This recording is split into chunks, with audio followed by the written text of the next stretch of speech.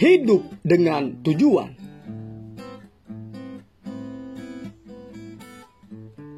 Shalom mitra produktif, masih bersama dengan saya, Pastor Tommy Ringo, di YouTube Tahta Daud Channel dan di podcast Anchor Produktif dalam program 50 episode kehidupan yang dikendalikan oleh tujuan yang Alkitabiah.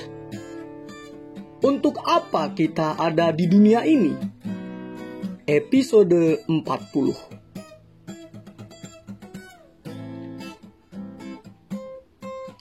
Sebelum kita belajar bersama dan memulai perjalanan rohani yang mengasyikkan ini, mari kita memperkatakan dan merenungkan firman Allah yang tertulis dalam kitab Amsal 19 ayat 21 yang berkata, "Banyaklah rancangan di hati manusia, tetapi keputusan Tuhanlah yang terlaksana."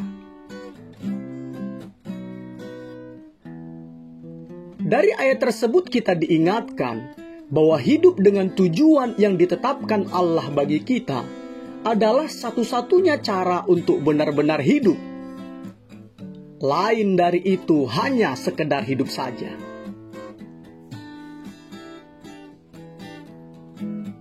Mitra produktif, kebanyakan orang bergumul dengan 3 hal yang mendasar dalam hidup.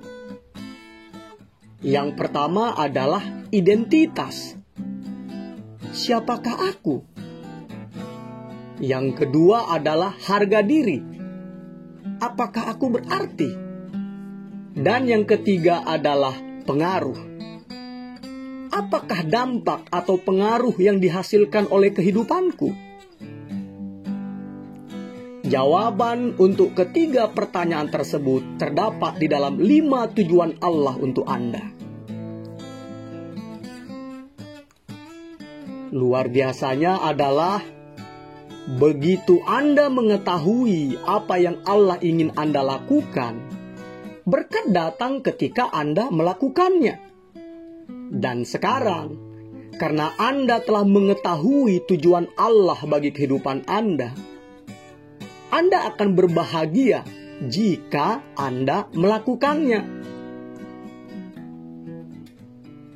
Ini mungkin berarti Anda perlu berhenti melakukan beberapa hal lain. Ada banyak hal baik yang dapat Anda lakukan dalam hidup. Tetapi tujuan-tujuan Allah adalah 5 hal penting yang harus Anda lakukan. Sayangnya, mudah sekali perhatian kita dialihkan dan melupakan apa yang paling penting. Ingat, musuh terbesar dari hal yang terpenting adalah hal penting. Dan kita mudah beralih dari apa yang paling penting dan secara perlahan-lahan keluar dari jalur. Untuk mencegah hal tersebut, Anda perlu dan seharusnya mengembangkan pernyataan tujuan untuk kehidupan Anda dan kemudian menganalisa dan mengevaluasi atau meninjau ulang secara teratur, berkala, atau periodik.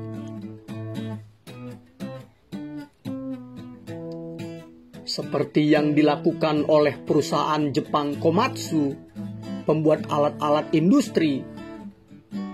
Perusahaan ini membuat pernyataan dalam tanda kutip marusi, yang terjemahan lepasnya adalah serang C atau C, singkatan dari perusahaan saingannya, yaitu Caterpillar. Dan itu berhasil. Perusahaan ini berhasil mengalahkan Caterpillar di negaranya sendiri, yaitu Amerika Serikat. Itulah kekuatan dari suatu pernyataan tujuan. Pertanyaannya adalah, apakah pernyataan tujuan hidup sebenarnya? Apakah pernyataan tujuan hidup sebenarnya? Pernyataan tujuan hidup yang sebenarnya adalah pernyataan yang merangkum tujuan-tujuan Allah untuk kehidupan Anda. Dengan kata-kata Anda sendiri, Anda dapat merangkumnya untuk meneguhkan komitmen Anda pada kelima tujuan Allah bagi kehidupan Anda. Pernyataan tujuan bukanlah daftar sasaran. Sekali lagi saya bilang ya, pernyataan tujuan bukanlah daftar sasaran. Karena sasaran bersifat sementara, sedangkan tujuan bersifat kekal. Allah berfirman dalam kitab Mazmur 33 ayat 11. Tetapi rencana Tuhan tetap selama-lamanya. Rancangan hatinya turun-temurun.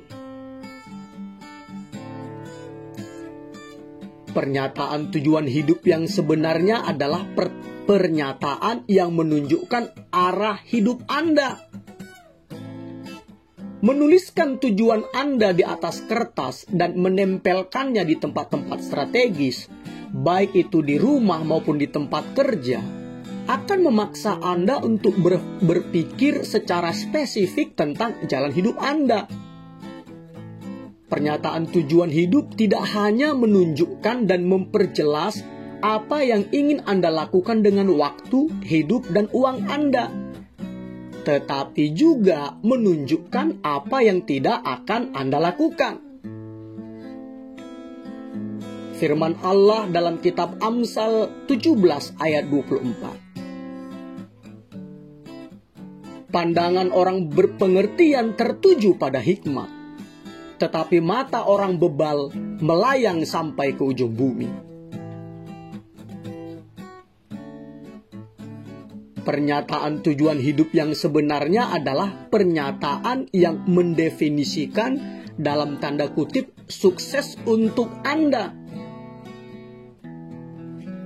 Pernyataan tujuan hidup menyatakan apa yang Anda percaya penting, bukan apa yang dunia katakan sebagai hal yang penting. Pernyataan tujuan hidup juga memperjelas nilai-nilai Anda.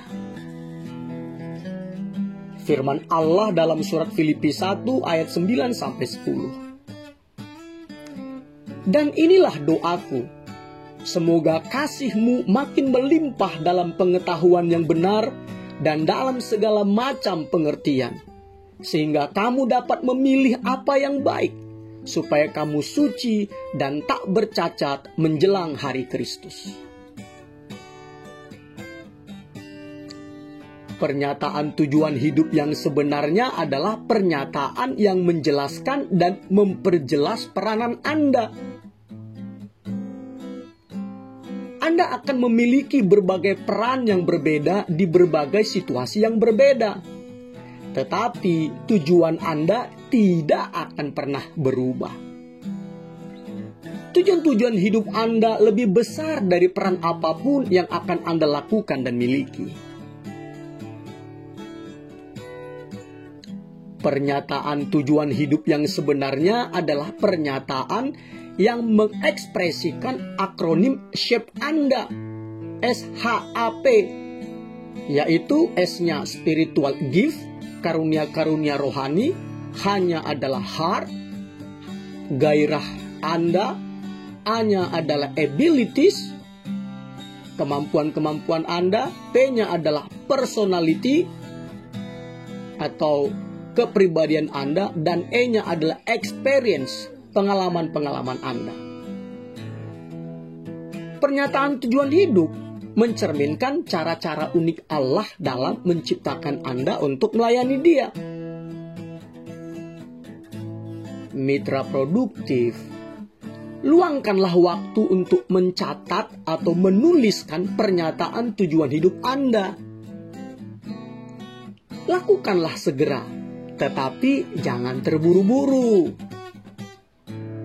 Tuliskan saja pemikiran Anda begitu ia muncul, karena lebih mudah mengedit daripada menciptakannya. Berikut ini 5 pertanyaan yang harus Anda pertimbangkan saat Anda menyiapkan dan membuat pernyataan tujuan hidup Anda.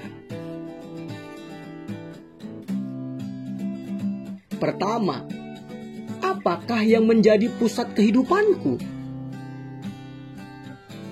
Ini adalah pertanyaan tentang penyembahan. Untuk siapakah Anda hidup? Di sekitar apakah kehidupan Anda akan dibangun? Anda dapat memusatkan kehidupan Anda di sekitar karir, keluarga, hobi, uang atau kekayaan, kesenangan, atau kegiatan-kegiatan lainnya. Itu semua memang baik, tetapi semua itu bukanlah pusat kehidupan Anda. Tidak ada apapun yang cukup kuat untuk menjaga Anda tetap utuh ketika kehidupan mulai berantakan. Anda membutuhkan pusat kehidupan yang tidak tergoyahkan.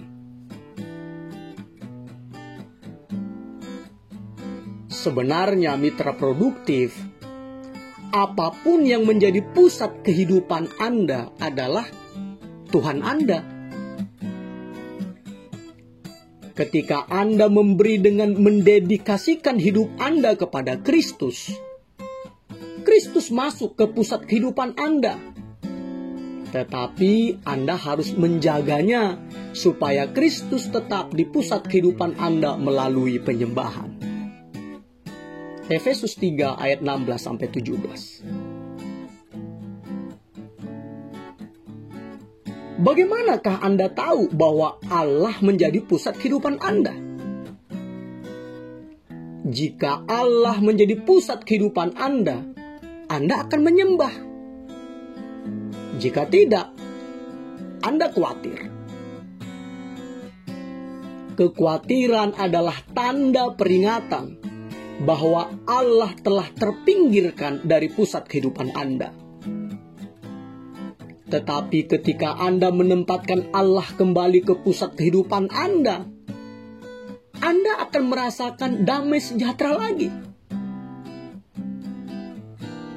Firman Allah berkata dalam surat Filipi 4 ayat 7.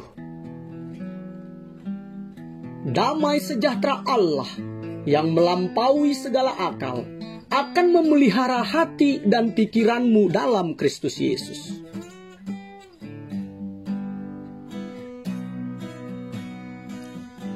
Kedua, apakah karakter kehidupanku? Ini adalah pertanyaan tentang pemuritan. Akan menjadi orang seperti apakah Anda nanti? Allah jauh lebih tertarik pada siapa Anda daripada apa yang Anda lakukan. Ingatlah, Anda akan membawa karakter Anda ke dalam kekekalan, bukan karir Anda. Karena itu, buat dan tuliskanlah sebuah daftar kualitas karakter yang ingin Anda kembangkan dalam hidup Anda.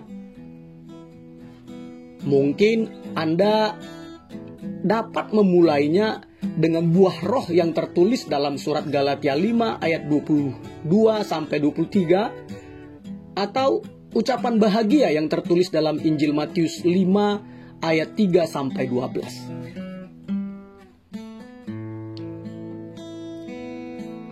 Firman Allah berkata dalam surat 2 Petrus 1 ayat 5-8. Justru karena itu, kamu harus dengan sungguh-sungguh berusaha untuk menambahkan kepada imanmu kebajikan, dan kepada kebajikan pengetahuan, dan kepada pengetahuan penguasaan diri, kepada penguasaan diri ketekunan, dan kepada ketekunan kesalehan, dan kepada kesalehan kasih akan saudara-saudara, dan kepada kasih akan saudara-saudara, kasih akan semua orang. Sebab apabila semuanya itu ada padamu dengan berlimpah-limpah, kamu akan dibuatnya menjadi giat dan berhasil dalam pengenalanmu akan Yesus Kristus Tuhan kita. Jangan patah semangat dan menyerah ketika Anda tersandung dan jatuh. Memang dibutuhkan waktu seumur hidup untuk membangun karakter serupa dengan Kristus. Firman Allah berkata dalam surat 1 Timotius 4 ayat 16. Awasilah dirimu sendiri dan awasilah ajaranmu. Bertekunlah dalam semuanya itu, karena dengan berbuat demikian, engkau akan menyelamatkan dirimu dan semua orang yang mendengar engkau.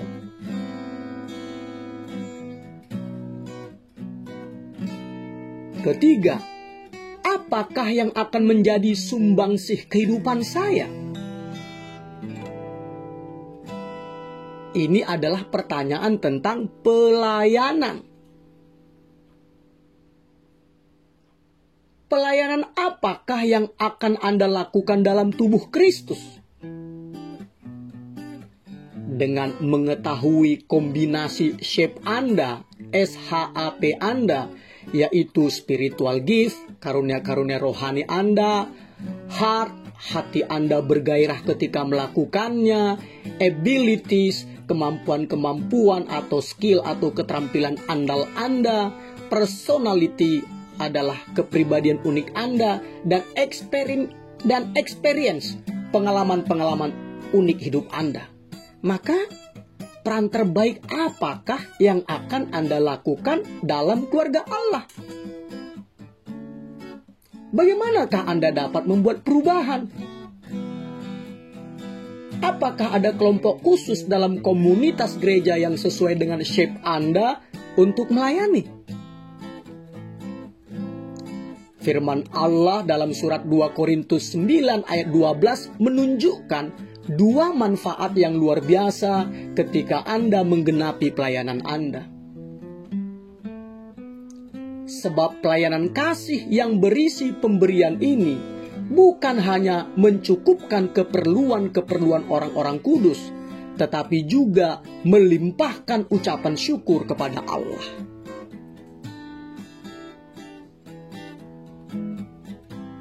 Mitra produktif, walaupun Anda dibentuk untuk melayani orang lain, Anda harus memilih siapa yang paling mampu Anda bantu sesuai dengan shape Anda. Yesus juga tidak memenuhi kebutuhan semua orang ketika ia berada di bumi. Matius 15 ayat 24. Karena itu, mitra produktif, ketika Anda ingin membantu atau menolong, Anda perlu bertanya, kepada siapakah aku memiliki kerinduan yang paling dalam untuk menolong? Kita masing-masing menghasilkan buah yang berbeda.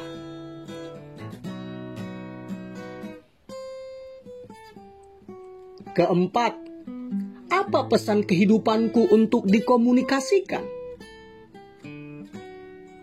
Ini adalah pertanyaan tentang misi Anda kepada orang-orang yang belum percaya.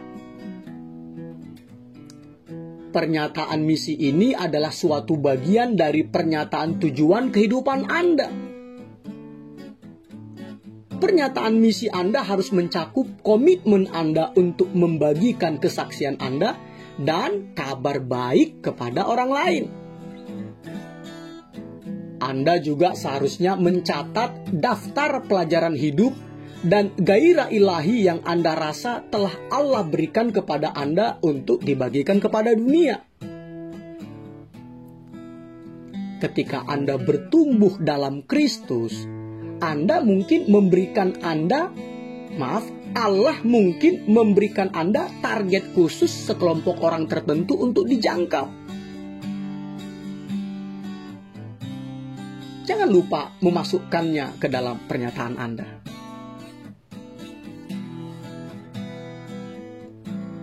Jika Anda adalah orang tua, bagian dari misi Anda adalah membesarkan anak-anak Anda untuk mengenal Kristus, membantu mereka mengerti tujuan-tujuan Allah untuk kehidupan mereka, dan mengutus mereka pergi dalam misi mereka di dunia. Tentu saja, kehidupan kita harus mendukung dan membuktikan pesan yang kita komunikasikan. Karena sebelum orang-orang yang tidak mengenal Allah percaya kepada Alkitab, mereka lebih dahulu ingin melihat apakah kita dapat dipercaya.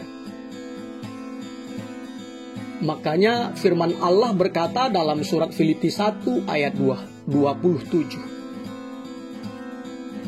Hendaklah hidupmu berpadanan dengan Injil Kristus.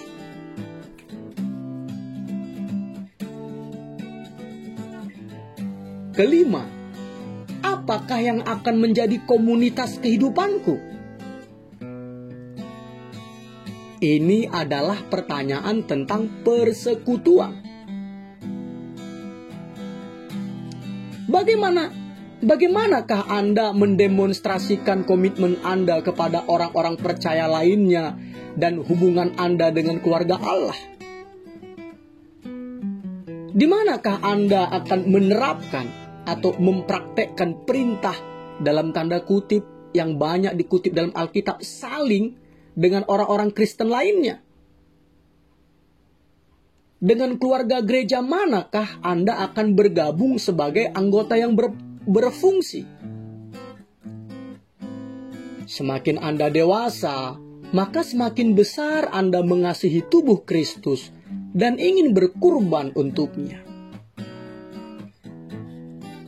Anda seharusnya memasukkan ekspresi kasih Anda untuk gereja Tuhan dalam pernyataan Anda.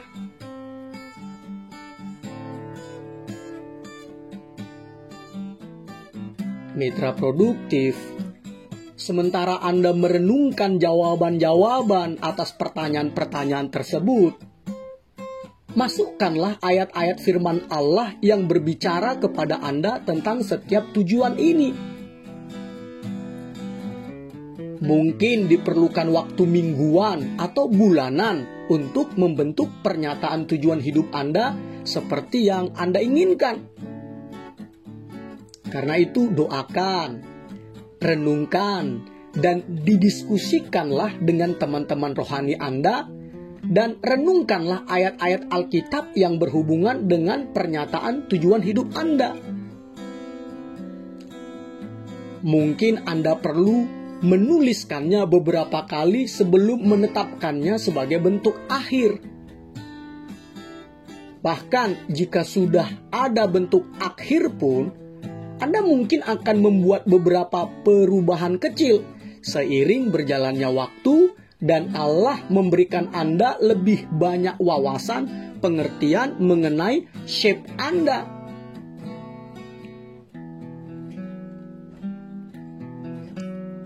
Selain menuliskan pernyataan tujuan hidup secara rinci, berguna juga jika Anda memiliki pernyataan atau slogan yang lebih pendek, yang merangkum kelima tujuan untuk kehidupan Anda dengan cara yang memberikan inspirasi dan mudah diingat.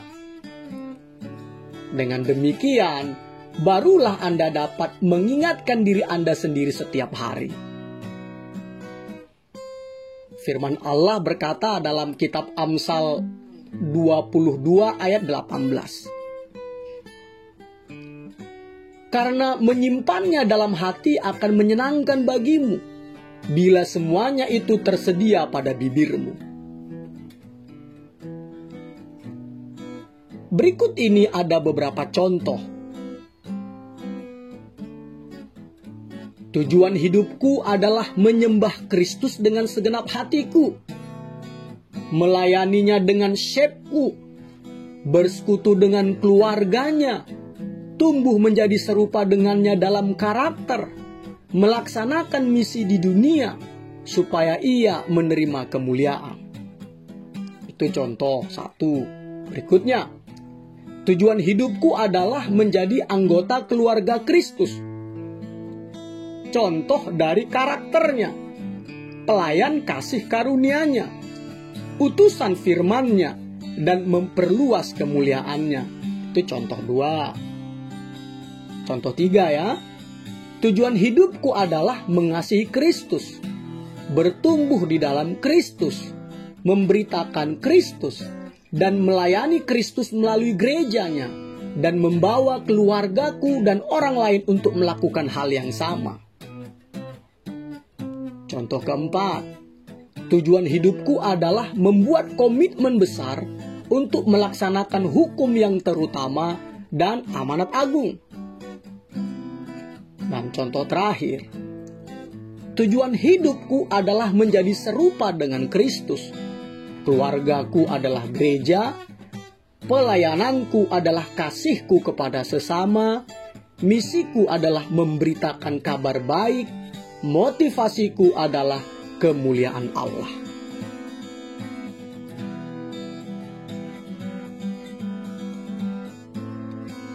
Anda mungkin bertanya-tanya, bagaimana dengan kehendak Allah untuk bisnisku, pekerjaanku, atau untuk jodoh atau pernikahanku, atau di manakah aku harus tinggal atau bersekolah? Sejujurnya, ini adalah pilihan-pilihan sekunder, pilihan yang tidak begitu penting di dalam kehidupan Anda. Dan ada banyak kemungkinan yang semuanya adalah kehendak Allah untuk Anda.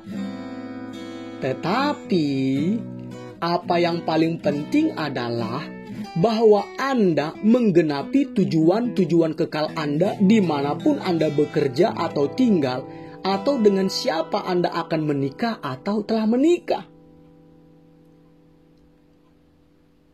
Keputusan-keputusan tersebut seharusnya lahir dari tujuan-tujuan Anda dan mendukung tujuan-tujuan tersebut.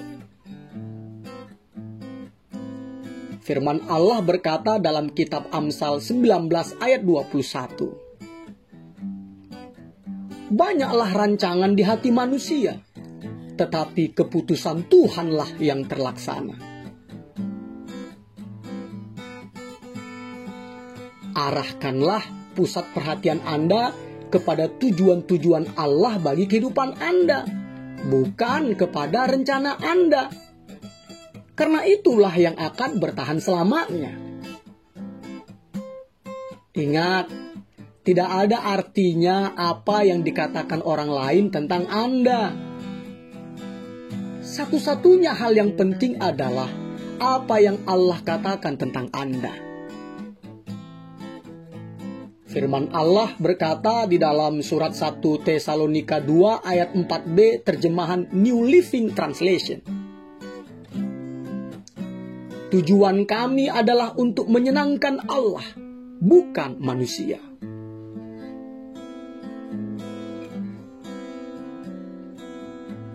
Mitra produktif, suatu hari nanti Allah akan mengevaluasi jawaban-jawaban Anda atas pertanyaan-pertanyaan tujuan hidup ini.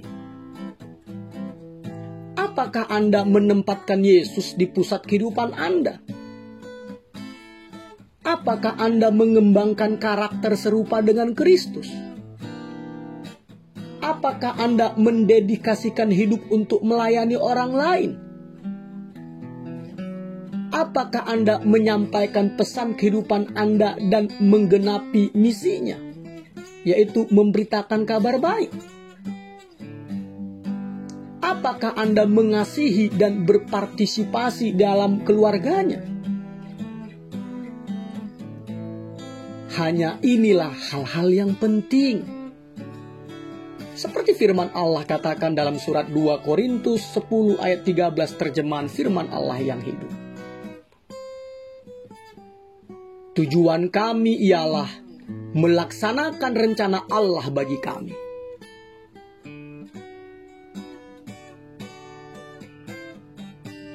Mitra produktif, Allah ingin memakai Anda di zaman Anda sekarang. Sama seperti Daud yang melakukan kehendak Allah pada zamannya, sehingga Allah menyebutnya sebagai seorang yang berkenan di hatiku, kata Tuhan. Itu karena apa? Itu karena Daud mengabdikan hidupnya untuk memenuhi tujuan-tujuan Allah di bumi. Begitu juga doa saya kepada Anda. Untuk itulah mengapa podcast ini dibuat untuk Anda. Ini adalah definisi kehidupan yang dijalani dengan baik, yaitu melakukan kehendak Allah pada zaman Anda. Karena bukan generasi zaman silam atau zaman masa depan yang dapat melaksanakan tujuan Allah dalam generasi ini. Bukan. Hanya kitalah di zaman sekarang ini yang dapat melakukannya. Seperti Esther, Allah menciptakan Anda untuk waktu seperti ini. Esther 4 ayat 14.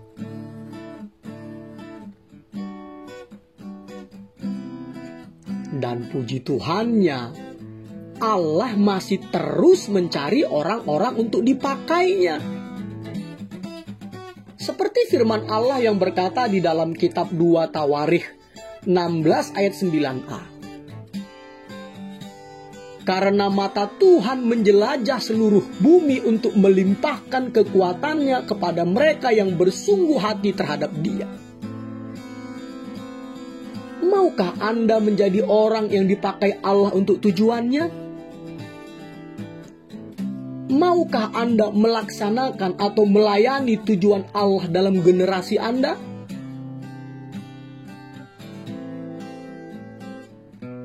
Mitra produktif, Paulus menjalani kehidupan yang memiliki tujuan, seperti yang tertulis di dalam surat 1 Korintus 9 ayat 26-27. Sebab itu aku tidak berlari tanpa tujuan, dan aku bukan petinju yang sembarangan saja memukul. Tetapi aku melatih tubuhku dan menguasai seluruhnya, supaya sesudah memberitakan Injil kepada orang lain, jangan aku sendiri ditolak. Satu-satunya alasan bagi Paulus adalah menggenapi tujuan-tujuan yang Allah sediakan untuknya. Karena itu ia berkata dalam surat Filipi 1 ayat 21. Karena bagiku hidup adalah Kristus dan mati adalah keuntungan. Paulus tidak takut mati atau hidup. Entah hidup atau mati, dia akan memenuhi tujuan-tujuan Allah.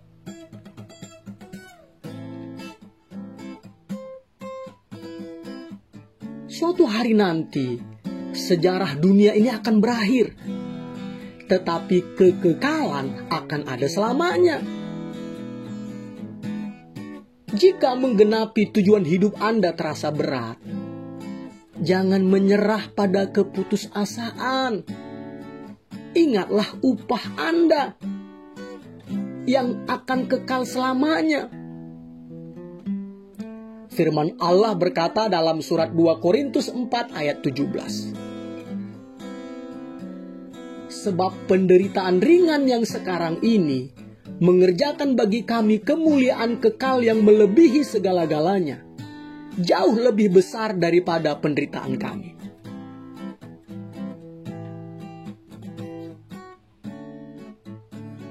Mitra produktif, bayangkanlah akan seperti apa rasanya nanti ketika kita semua berdiri di hadapan tahta Allah untuk mempersembahkan kehidupan kita dengan rasa syukur yang dalam dan pujian yang tulus kepada Kristus. Bersama-sama kita akan berkata, "Ya Tuhan dan Allah kami, Engkau layak menerima puji-pujian dan hormat dan kuasa, sebab Engkau telah menciptakan segala sesuatu, dan oleh karena kehendak-Mu, semuanya itu ada dan diciptakan." Wahyu 4 ayat 11.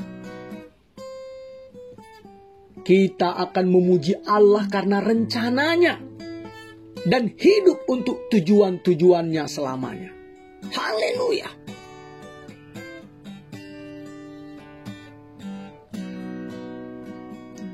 Episode 40. Berpikir dan merenungkan tujuan hidup saya. nilai-nilai atau prinsip-prinsip yang harus dipikirkan dan direnungkan. Hidup dengan tujuan adalah satu-satunya cara untuk benar-benar hidup. Ayat untuk diingat. Kisah Para Rasul 13 ayat 36. Sebab Daud melakukan kehendak Allah pada zamannya. Pertanyaan untuk dipikirkan dan didiskusikan. Kapan aku meluangkan waktu untuk menulis semua jawaban-jawabanku terhadap 5 pertanyaan besar tentang tujuan hidup? Kapankah aku akan menulis tujuanku di atas kertas dan menempelkannya di tempat-tempat strategis yang mudah dibaca?